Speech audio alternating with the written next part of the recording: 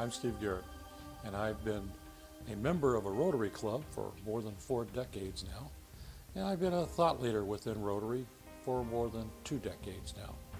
And I'd like to talk to you a little bit today about the topic of governance, how Rotary clubs are governed. I know many of our clubs have been very successful and accomplished many things. I suspect that many of them could be more successful, and they could accomplish more things, not just by doing more, but a lot of times they could do a lot more if they were just governed a little bit better. They were just aimed a little bit more sharply. So I want to give you a few thoughts about governance. And governance is not really management. You know, we think of governance, or the people that run the Rotary Club, as the managers of the Rotary Club, and that's not really true. Managers, they tend to control things and events and assets. But people have to be led. And I believe that governance is the way to lead. I believe that governance is a way to make a difference in how a Rotary Club operates and what they accomplish over a period of time. You know, if you had a committee in your club that, well, they did a really good job at something, but it wasn't the job that was assigned to them. If they were very successful at something other than their job, but they didn't get the job that was accomplished. You know, as an example, a fundraising committee who put on social functions that were very effective as social functions, but they didn't raise any money. Well, you'd be very unhappy about that committee. They didn't do the assigned task. Well, in a way, I think we have the same problem with many of our boards of directors. They have an assigned task. They're accomplishing something. Maybe they're accomplishing it well, but they're not accomplishing their task. And the task of the board of directors of a Rotary Club is governance. I mean, it says right in the Constitution and bylaws, the governing authority of this Rotary Club is the board of directors.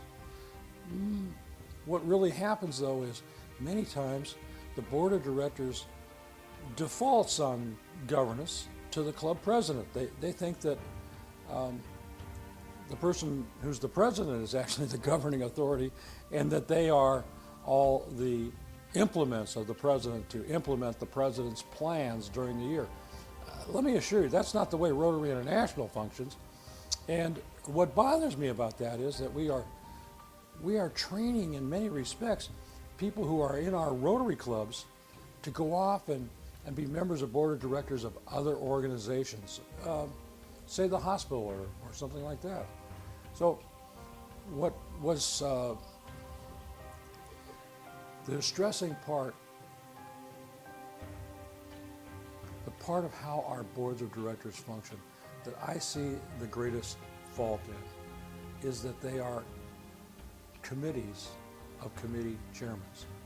The idea that one person on the board of directors is responsible for club service, another one for community service, another one for vocational service, another one for community service and youth service and international service and the Rotary Foundation. And so here's our board of directors. We have 6 people, each one of them responsible for an avenue of service plus the Rotary Foundation.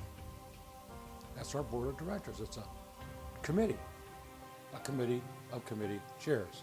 And when you have a board of directors meeting, they all get together and represent the interest of their avenue of service, their committees. They're part of Rotary International. That's not really the way Rotary should be functioning. See, a governing authority, the members of the board of directors represent everything. Each and every one of them is responsible for everything in the club. Now, they may also be the Rotary Foundation chairman, but when they're on the board of directors, they're not the Rotary Foundation chairman for the club. They are the governing authority, a member of the board of directors. I have this really strong feeling that we are training people in Rotary to be a member of the board of directors of other organizations. As an example, a hospital.